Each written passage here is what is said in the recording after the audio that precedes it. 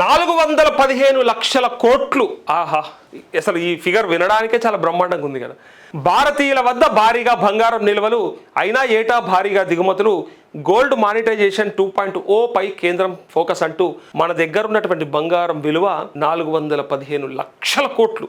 మీ దగ్గర, నా దగ్గర, అందరి దగ్గర కలిపి నేను చెప్పి ఈ వార్త ఇగో నా ఏలుకున్న ఈ బుడ్డ ఉంగరంతో సహా 415 లక్షల కోట్లు. భారతీయుల వద్ద నిల్వ ఉన్న బంగారం విలువ అక్షరాల 415 లక్షల కోట్లు. అయినప్పటికీ ఏటా దేశంలోకి అవుతున్న దిగుమతుల విలువ సైతం లక్షల కోట్లలో ఉంటుందని సమాచారం.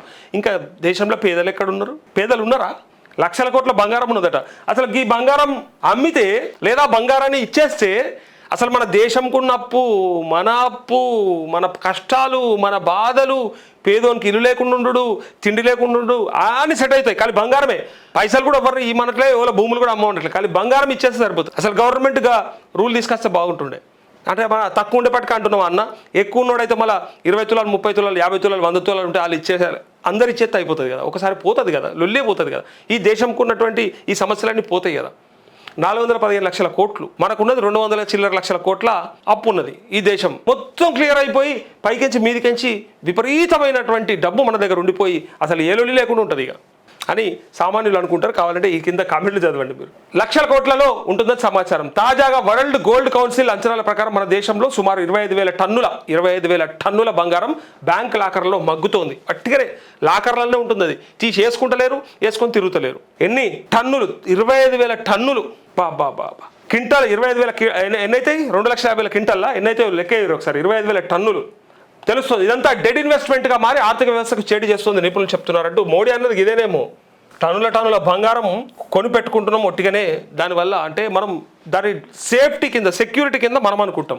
కానీ మన దగ్గర ఉన్నటువంటి బంగారం చూడండి. భారత్లో బంగారం అంటే కేవలం ఒక లోహం కాదు, అది కుటుంబాల భద్రత, సాంప్రదాయం, తరతరాల వారసత్వానికి ప్రతీక. కానీ ఇదే బంగారం దేశ ఆర్థిక వ్యవస్థకు మరో కోణంలో పెద్ద సవాల్గా మారుతుంది. భారతీయులు కొనుగోలు చేసే బంగారంలో దాదాపు మొత్తం విదేశాల నుంచే దిగుమతి అవుతుంది. ప్రతి ఏడాది బిలియన్ల డాలర్లు వెచ్చించి బంగారం దిగుమతి చేసుకుంటున్నా అది ఎక్కువ భాగం ఇళ్లలో, లాకర్లలో, దేవాలయాల్లో నిరుపయోగంగా నిల్వగా ఉండిపోతుంది.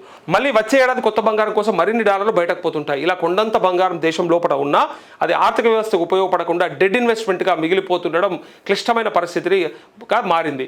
అయితే జీడిపిని మించిన పసిడి, మన జీడిపి కంటే కూడా పసిడి ఎక్కువ ఉందంట. చూడండి, మన దేశంలో గృహాలు, దేవాలయాల వద్ద ఉన్న ప్రైవేటు బంగారు నిల్వల పరిమాణం తెలిస్తే ఆశ్చర్యపోవాల్సిందే. వరల్డ్ గోల్డ్ కౌన్సిల్ అంచనాల ప్రకారం మన దేశంలో సుమారు 25,000 టన్నుల బంగారం లాకర్లలో మగ్గుతోంది. కొన్ని అధ్యయనాల ప్రకారం ఇది 30,000 టన్నుల నుంచి 50,000 టన్నులకు కూడా ఉండొచ్చు.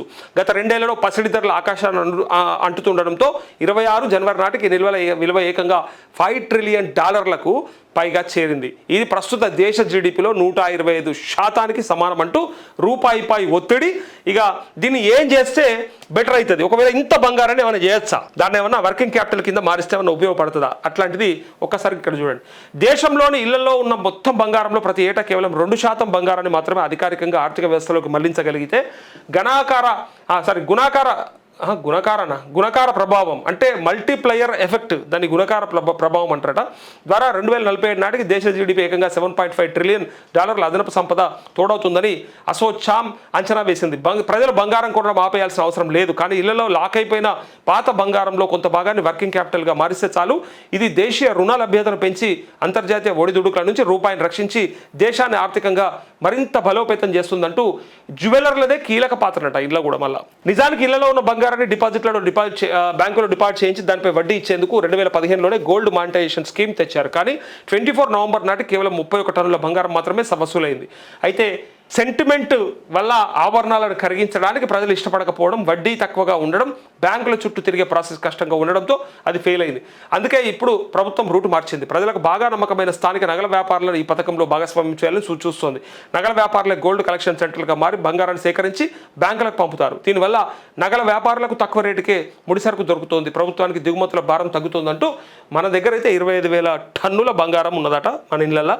అది 30,000 నుంచి 50,000 టన్నులు కూడా ఉండొచ్చు అధికారికంగా దొరికిన లెక్క గంతే అని చెప్పి 415 లక్షల కోట్ల విలువైనటువంటి బంగారాన్ని మనం ఖాళీ లాకర్లలో ముడేసి తాళం వేసి పెట్టేస్తున్నమాట.